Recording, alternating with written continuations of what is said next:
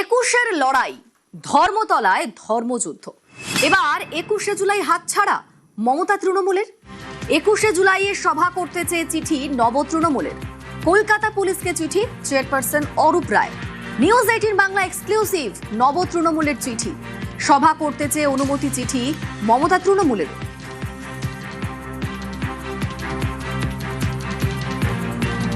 এবার 21শে লড়াই, ধর্মতলায় ধর্মযুদ্ধ। কারণ 21শে জুলাইয়ের সভা নিয়ে এবার যুদ্ধ। 21শে জুলাই কি এবার হাতছাড়া হবে মমতা তৃণমূলের? 21শে জুলাইয়ের সভা করতে চেয়ে চিঠি নব তৃণমূলের। কলকাতা পুলিশকে চিঠি চেয়ারপারসন অরূপ রায়। আর নিউজ 18 বাংলা এক্সক্লুসিভ, নব তৃণমূলের চিঠি। সভা করতে চেয়ে অনুমতি চিঠি মমতা তৃণমূলেরও।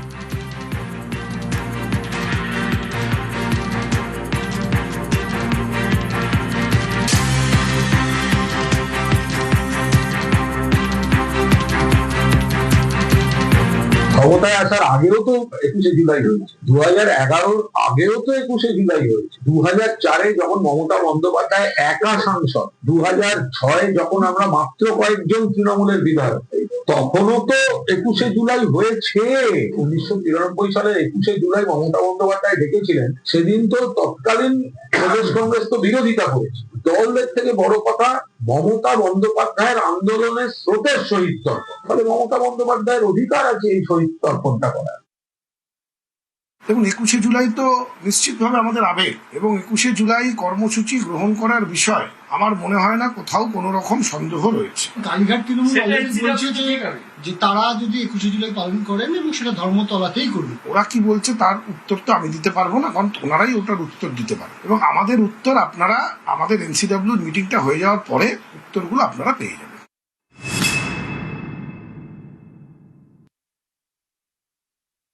পশ্চিমবঙ্গে বিধানসভা নির্বাচন হেরে যাওয়ার পর তৃণমূল কংগ্রেসের 21শে জুলাই চেহারা কি হবে তা নিয়ে নানা মহলে নানা প্রশ্ন উঠছে। এক্ষেত্রে দাঁড়িয়ে কালীঘাটপন্থী তৃণমূল কংগ্রেসের নেতারা ইতিমধ্যে পুলিশকে চিঠি দিয়ে পুরনো জায়গা অর্থাৎ ভিক্টোরিয়া হাউসেই তারা এই সমাবেশ করতে চাইছেন, এবং তাদের বক্তব্য যেখানে গুলি চালানোর ঘটনা ঘটেছিল তার মধ্যে ধর্মতলা পড়ে এবং ওই ভিক্টোরিয়া হাউসের সামনের ঘটনার সঙ্গে আবেগ জড়িয়ে রয়েছে, তাই তারা সেখানে সভা করতে চান। যদিও কিছুদিন আগে একটি কলকাতা হাইকোর্টের তরফ থেকে একটি মামলার ক্ষেত্রে রাস্তা বন্ধ করে 21শে জুলাই করা নিয়ে ইতিমধ্যেই মমতা বন্দ্যোপাধ্যায়, অভিষেক বন্দ্যোপাধ্যায়ের যে ভূমিকা তার সমালোচনা করা হয়েছে। অন্যদিকে অপর গোষ্ঠী তৃণমূল কংগ্রেসের অর্থাৎ ঋতব্রত সন্দীপনদের গোষ্ঠী, তারাও 21শে জুলাই নিয়ে দলের কর্মীদের যে আবেগ এবং তাদের সঙ্গে যে সমস্ত নেতারা রয়েছে তাদের যে আবেগের কথা মাথায় রেখে তারাও চাইছেন 21শে জুলাই পালন করতে। তবে তারা কোথায় করবেন সে ব্যাপারে চূড়ান্ত সিদ্ধান্ত নেওয়া হলেও মনে করা হচ্ছে কর্মীদের আবেগকে ধরে রাখতে যদি নাম এবং প্রতীককে হাতে পেতে হয় তাহলে 21শে জুলাই তাদের কাছে অন্যতম অস্ত্র হবে। ফলে এবার তৃণমূলের 21শে জুলাই কর্মসূচি ঘিরেও দুই শিবিরের মধ্যে টানাটানি। ক্যামেরা সুব্রত জানার সাথে আবির ঘোষাল, নিউজ 18 বাংলা, কলকাতা। মমতার তৃণমূল বনাম নব তৃণমূল। তৃণমূলের নাম, লোগো ব্যবহারে লড়াই এবার থানাতে। 4 থানায় ঋতব্রতদের বিরুদ্ধে অভিযোগ। প্রগতি ময়দান, কালীঘাট সহ 4 থানায় মমতা তৃণমূলের অভিযোগ। বিনা অনুমতিতে দলের নাম ব্যবহারের অভিযোগ।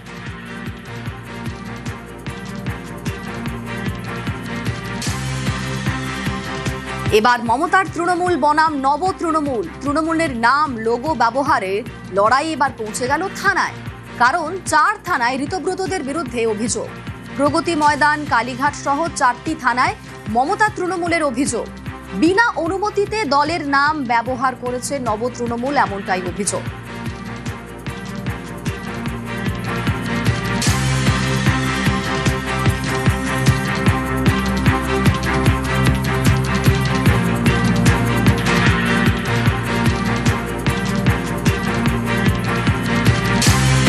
এখন মামলাই চলবে তৃণমূলে, দলে অস্তিত্বই নেই, কটাক্ষ মন্ত্রী দিলীপ ঘোষের।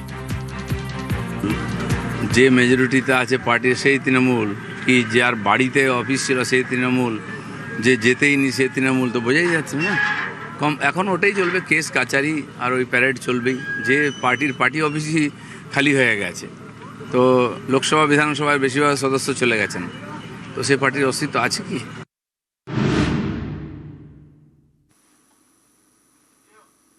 তৃণমূল কার? মমতা তৃণমূল নাকি নব তৃণমূলের? জুলাই মাসেই চূড়ান্ত সিদ্ধান্ত। জুলাইয়ে নব তৃণমূলকে ডাকবেন স্পিকার। জাতীয় নির্বাচন কমিশনে আগেই দরবার দুপক্ষের।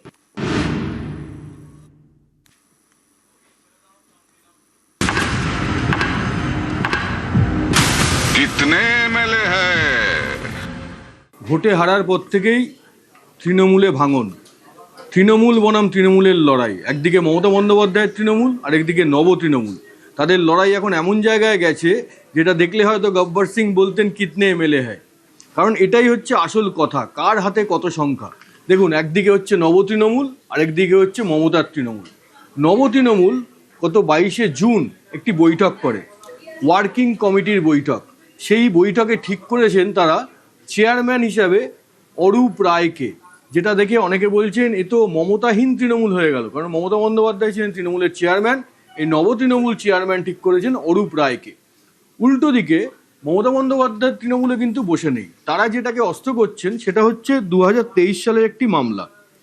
শিবসেনা সেই মামলায় সুপ্রিম কোর্ট যে পর্যবেক্ষণ দিয়েছিল সেটাকে তারা অস্ত্র করছেন। সেই মামলাটা কি? Subhash Desai versus governor of মহারাষ্ট্রের মামলা। সেইখানে সুপ্রিম কোর্টের পর্যবেক্ষণে বলা হয়েছিল যে দলের প্রতীক আর ভাবমূর্তি দেখেই কোনো একজন প্রার্থীকে ভোটাররা জয়ী করেন। তাই ভোটের পর সেই প্রার্থী যদি অন্য কোনো দিকে চলে যান এবং তার মতো আরও অনেক প্রার্থী যদি অন্য কোনো দিকে চলে যান এবং দাবি করেন যে তারাই আসল সেই দল, সেটা কখনোই করা যায় না। মানে সংখ্যা থাকলেই, সোজা কথা যেটা সুপ্রিম কোর্টের পর্যবেক্ষণে স্পষ্ট হয়েছিল, যে সংখ্যা থাকলেই দাবি করা যায় না যে তারাই আসল দল। সুপ্রিম কোর্টের এই পর্যবেক্ষণকেই এই মমতা বন্দ্যোপাধ্যায়ের তৃণমূল যারা আছেন মমতা বন্দ্যোপাধ্যায়ের সাথে, তারা অস্ত্র করতে চাইছেন। পাল্টা নব তৃণমূল বলছে যে আমাদের হাতে যেখানে সংখ্যা, তাহলে দল এবং প্রতীক দুটোই আমাদেরই পাওয়ার কথা। নির্বাচন কমিশনকে বলবো আমরাই আসল তৃণমূল। স্যার, আমরাই আসল তৃণমূল। আমরা নতুন কর্মসমিতি গঠন করেছি, নতুন চেয়ারম্যান অরূপ রায়। অন্য কোনো গোষ্ঠী কর্মসমিতির কথা বললে তাকে আর গুরুত্ব দেবেন না। তৃণমূল দলের নাম প্রতীকটা আমরাই চাই। আপনাদের সঙ্গে কি সংখ্যাগরিষ্ঠ জনপ্রতিনিধি ও দলীয় পদাধিকারী আছেন? হ্যাঁ স্যার, আমাদের হাতেই সংখ্যা আছে, আমরা প্রমাণ করে দেব। আমাদের 2/3 বেশি বিধায়ক, আমাদের জেলার যে অর্গানাইজেশন স্ট্রাকচার, নির্বাচিত প্রতিনিধিরা, জনপ্রতিনিধিরা কর্পোরেটর হতে পারেন, মিউনিসিপ্যালিটির কাউন্সিলর হতে পারেন, জেলা পরিষদ হতে পারেন, panchayat samiti, majority of the people are with us. আমরাই তৃণমূল কংগ্রেস। মমতা বন্দ্যোপাধ্যায়ের যেটা প্রতীক সেটাই আমাদের প্রতীক, সেটাই মানুষের প্রতীক। যারা ঘাসের উপর জোড়াফুল নেওয়ার জন্য লাফাচ্ছেন, তো ক্যারি করতে পারবেন তো সেটা? ভোট কই, মানুষ কই, সমর্থন কই? ওনাদের মুখগুলো তো বিশ্বাসঘাতকতার প্রতীক হয়ে যাচ্ছে। নিশ্চিতভাবে আমাদের মমতা বন্দ্যোপাধ্যায়ের তৈরি করা ঘাসের উপর জোড়াফুল, নিশ্চিতভাবে আমরাই আসল তৃণমূল এবং আমাদের সঙ্গেই প্রতীক থাকবে। দিনের শেষে জেনে রাখতে পারেন, যদি ঘাসের উপর জোড়াফুল ওনারা হাতে নিয়েও বসে থাকেন, প্রতীক নিয়ে করবেন কি? কারণ মমতা বন্দ্যোপাধ্যায়ের মুখ, সমর্থন, মমতা বন্দ্যোপাধ্যায় তো আমাদের সঙ্গে। তৃণমূল এখন আঞ্চলিক দল, এই আঞ্চলিক দলকে প্রতীক দেয় ইলেকশন কমিশন কোন আইনে? সেই আইনটা হচ্ছে election symbols reservation and allotment order 1968। 1968 সালের এই আইন মোতাবেক, এই আইনে যা লেখা রয়েছে সেই মোতাবেক আঞ্চলিক দলকে সিম্বল দেওয়া হয়, তাদের প্রতীক দেওয়া হয়। এবার দেখব সেই আইনে কি লেখা রয়েছে, কি কি শর্ত দেওয়া হয়, যেই শর্ত মানলে প্রতীকটা পাওয়া যায়। প্রথম যেই শর্ত, 1 নম্বর শর্ত, সেটা হচ্ছে কি বিধানসভায় মোট ভোট যা পড়বে, মোট ভোটার নয়, যত ভোট পড়েছে তার 6% পেতে হবে এবং অন্তত 2জন এমএলএ থাকতে হবে। দেখুন তাহলে কি দাঁড়াচ্ছে, মোট ভোট আমাদের এবার ভোট পড়েছে মোট 6,30,00,000। এর যদি 6% করি সেটা দাঁড়াচ্ছে 37,80,000। এই 37,80,000 কি নব তৃণমূল বা মমতা বন্দ্যোপাধ্যায়ের তৃণমূল পেয়েছে? দেখা যাক। 37,80,000টা পেতে হবে। তাহলে নব তৃণমূল যেটা দাবি করছে তাদের কাছে অন্তত 65 জন বিধায়ক রয়েছে। আমি সেটাকে অতদূর ধরলাম না, আমি ধরলাম তাদের কাছে 60 জন বিধায়ক রয়েছে এবং ধরে নিলাম যে 60 জন বিধায়ক মানে এরা সবাই ভোটে জিতেছেন। যারা ভোটে জেতেন তারা অন্তত 80 থেকে 1 লাখের মধ্যে অন্তত ভোট তো পান। তো আমি কমটাই ধরছি, তাহলে 60 জন বিধায়ক আর 80,000 মিলে এটাকে গুণ করলে হয় 48 লক্ষ। আমি আরও কমিয়ে যদি ধরি এটাকে, আমি ধরলাম 40 লক্ষ। উল্টো দিকে তাহলে কি দাঁড়ায়, মমতা বন্দ্যোপাধ্যায় তৃণমূল, এখানে যদি 60 হয় তাহলে বাকি 20 যদি মমতা বন্দ্যোপাধ্যায়ের পাশে আছে ধরে নিই, তাহলে সেই 20 জন যদি 1 লক্ষ করে ভোট পেয়ে থাকেন তাহলে 20 × 1 লক্ষ মানে 20 লক্ষ, কিন্তু দরকার হচ্ছে 37 লক্ষ, তাহলে 37 লক্ষ 80,000, প্রায় 38 লক্ষ দরকার। দেখা যাচ্ছে যে নব তৃণমূলের হাতে কিন্তু তার বেশি রয়েছে, প্রায় 48 লক্ষ বা অন্তত 40 লক্ষ তো আছেই, কিন্তু মমতা বন্দ্যোপাধ্যায় তৃণমূলের হাতে যদি 20 জন বিধায়কও থাকেন তাহলেও দেখা যাচ্ছে এই ফিগারটায় কিন্তু তারা পৌঁছাতে পারছেন না, সেখানে অনেকটাই গ্যাপ রয়ে যাচ্ছে। এইটা হচ্ছে প্রতীক পাওয়ার প্রথম শর্ত। দলের প্রতীক পেতে আরেকটি শর্ত পূরণ করতে হয়, সেটা কি? সেটা হচ্ছে বিধানসভা ভোটে মোট আসনের 3%, অর্থাৎ যেই বিধানসভায় যত আসন সেই আসনের 3% অথবা 3টি আসন, এই দুটোর মধ্যে যেটা বেশি সেটা থাকতে হবে। তাহলে আমাদের পশ্চিমবঙ্গ বিধানসভা যদি আমরা হিসাব করি, পশ্চিমবঙ্গ বিধানসভায় মোট 294টি আসন, তার 3% মানে হচ্ছে 9। এই 9টি আসন যেহেতু এটা 3-এর থেকে বেশি, তাহলে এটা অ্যাচিভ করতে হবে। এই 9টি আসন কিন্তু অবশ্যই নব তৃণমূলের হাতে আছে, সে তো বলাই বাহুল্য। এবং মমতা বন্দ্যোপাধ্যায় তৃণমূল শিবিরেরও দাবি তাদের কাছেও 9 জনের বেশি বিধায়কই রয়েছে। তাহলে এবার কি দাঁড়ালো? এই যদি পরিস্থিতি হয় তাহলে দুই পক্ষই গেল ইলেকশন কমিশনের কাছে। মহারাষ্ট্রের ক্ষেত্রে দেখা গেছে যে দুটোই যারা রিবেল অর্গানাইজেশন, ক্ষুব্ধ যারা, তারা জনপ্রতিনিধিদের নিয়ে যে সিদ্ধান্ত নিয়েছে তাতে সই সব থেকে বেশি জনপ্রতিনিধিদের ছিল বলে নির্বাচন কমিশনে তাদেরকেই সেই সিম্বল, দলের সিম্বল দেওয়া হয়েছে এবং তহবিলও দেওয়া হয়েছে। তৃণমূলের সঙ্গে জনপ্রতিনিধি, বিশেষ করে ওদের MLA, কর্পোরেটর বলা আছে ওখানে, কর্পোরেটর মানে কর্পোরেশন বা পুরসভার এরা, MP সংখ্যায় আপাত দৃষ্টিতে তো কম। দলের হকদারকে যেটা নির্বাচন কমিশন ঠিক করবে। তৃণমূলে আমাদের সব থেকে বেশি এক দল থেকে আরেক দলে গেছে কিন্তু কোনোদিন নির্বাচন করেনি, পদও ছাড়েনি, তারা বিধায়ক পদে রয়ে গেছেন। বিরোধী দলের বিধায়ক পদে থেকে শাসক দলের বেঞ্চে গিয়ে বসেছে। তৃণমূলের সমর্থকরা যেটা বলছেন সেটা কিন্তু মূলত আইন নয়, মূলত নৈতিকতার প্রশ্ন। যদি দুটোই সংবিধান সম্মতভাবে গিয়ে থাকে তাহলে কোনটা গ্রহণযোগ্য সেই সিদ্ধান্ত নেওয়ার অধিকারী একমাত্র নির্বাচন কমিশন। সুতরাং সংবিধানকে খুব একটা পরোয়া করে তৃণমূল চলেছে, সংবিধান মেনে চলেছে, যা অন্যান্য যে কোনো দলের ক্ষেত্রে আমরা সংবিধানটাকে একটা মাপকাঠি রেখে বা ইয়ারস্টিক রেখে আমরা হিসেব করি। তৃণমূলের ক্ষেত্রে কখনো এটা শুনতে পাবেন না, এমনকি লোককে বহিষ্কার করছে কোন সংবিধানের কোন ধারা কি অনুযায়ী বহিষ্কার করলো সেটাও কথা কোনোদিন লেখা থাকে না। যদি ইলেকশন কমিশন কোনো সিদ্ধান্ত নিতে না পারেন, দুই পক্ষের বক্তব্যই যদি জোরালো হয়, তারা যদি সংখ্যা তুলে ধরতে পারেন, তাহলে কিন্তু ইলেকশন কমিশন এই সিম্বল এবং দলের নাম অর্থাৎ তৃণমূল, এই দুটোই ফ্রিজ করে দিতে পারেন। সেক্ষেত্রে নব তৃণমূল এবং মমতা বন্দ্যোপাধ্যায়ের তৃণমূল দুই পক্ষকেই নতুন দলের নাম ঠিক করতে হবে এবং নতুন প্রতীক ঠিক করতে হবে। এই একই জিনিস কিন্তু ঘটেছিল। এই বিবাদ যখন চলে, এরকম ফ্রিজ করার উদাহরণ কিন্তু আমরা মহারাষ্ট্রে দেখেছি। মহারাষ্ট্রে 2022 সালে একনাথ শিন্ডে বেরিয়ে আসেন উদ্ধব ঠাকরে শিবসেনা থেকে, এবং সেই বিবাদ চলছিল। কিন্তু 2022 সালের শেষের দিকে সেখানে একটি উপনির্বাচন হয়। সেই উপনির্বাচনে যেহেতু দলের নাম এবং প্রতীক কাদের কাছে থাকবে সেটা তখনও সেই বিবাদ মেটেনি, ইলেকশন কমিশন কোনো সিদ্ধান্তে পৌঁছাতে পারেননি, সেই জন্য ওই উপনির্বাচনে না উদ্ধব না শিন্ডে কোনো গোষ্ঠী শিবসেনার যে তীরধনুক প্রতীক সেটা ব্যবহার করতে পারেননি। তাদের আলাদা নাম এবং প্রতীক ব্যবহার করতে হয়েছিল। এবার তৃণমূলের ক্ষেত্রে কি হয় সেটাই দেখার। একটা দল ভেঙে গেল এবং যারা দল ভেঙে বেরিয়ে গেলেন তাদের হাতেই গেল দলের নাম ও প্রতীক। এই সাম্প্রতিককালে এরকম ঘটনা মহারাষ্ট্রে ঘটিয়েছেন একনাথ শিন্ডে। তিনি কি করেছিলেন, মহারাষ্ট্রে ভোট হয়েছিল 2019 সালে বিধানসভা ভোট। শিন্ডে মহারাষ্ট্রে শিবসেনা ছেড়ে বেরিয়ে আসেন 2022 সালে, ভাঙনটা হয়েছিল 2022 সালে।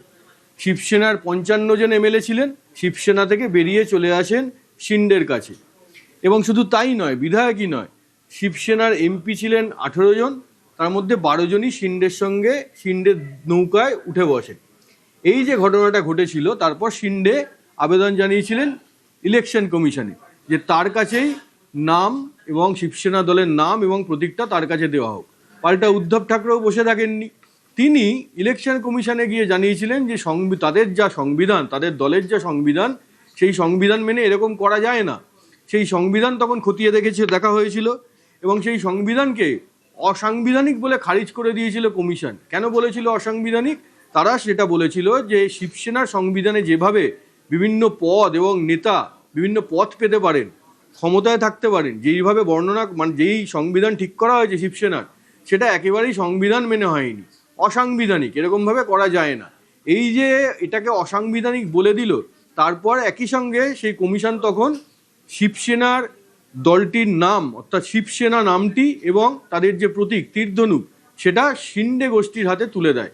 তারাই হয়ে যায় আসল শিবসেনা। কিন্তু এখানেই বিষয়টা থেমে থাকেনি। এর বিরুদ্ধে একে চ্যালেঞ্জ করে আবার কোর্টে মামলা হয়। সেই মামলার চূড়ান্ত ফয়সালা কিন্তু এখনো হয়নি। কিন্তু শিবসেনা, আসল শিবসেনা বলতে এখন সকলে শিন্ডেকেই বোঝেন, শিন্ডের শিবসেনাকেই বোঝেন। সিম্বল কে পাবে, যখনই মার্জার হবে, যখনই ডিমার্জার হবে, এটা কিন্তু ইলেকশন কমিশন অফ ইন্ডিয়ায় ডিসাইড করতে পারে। এখানে কিন্তু কোর্টেরও জুরিসডিকশন নেই। সাধারণ অবস্থায় বলা হয় যে নির্বাচিত জনপ্রতিনিধি এমএলএ এমপিরা কার পক্ষে আছেন, কিন্তু শুধু তাই নয়, অর্গানাইজেশনাল স্ট্রেংথ কার পক্ষে আছে, ইন্টারনাল ডকুমেন্ট, কনস্টিটিউশন কার পক্ষে আছে, সব দেখে কিন্তু একটা বিবেচনা করতে হয়। 2024-এ যে কেসটা হয়েছিল অজিত পাওয়ার এবং তার মধ্যে যে ফ্যাকশনটা হলো, সেখানে পরিষ্কার ইলেকশন কমিশন সিদ্ধান্ত নিয়েছিল অর্গানাইজেশন এবং ইলেক্টেড বডি এদেরকে নিয়ে একটা করেছিল। কিন্তু গোলমালটা বাঁধলো হচ্ছে 2023 সালে একনাথ শিন্ডে এবং উদ্ধব ঠাকরেকে নিয়ে। এখানে শুধুমাত্র নির্বাচিত প্রতিনিধিরা কাকে সাপোর্ট করছে দেখে ইলেকশন কমিশন একটা সিদ্ধান্ত নিল। সেটা কিন্তু আজও সুপ্রিম কোর্টে বিচারাধীন। এইবার এই মহারাষ্ট্র মডেল কি পশ্চিমবঙ্গে হতে চলেছে? সেটাই এখন দেখার।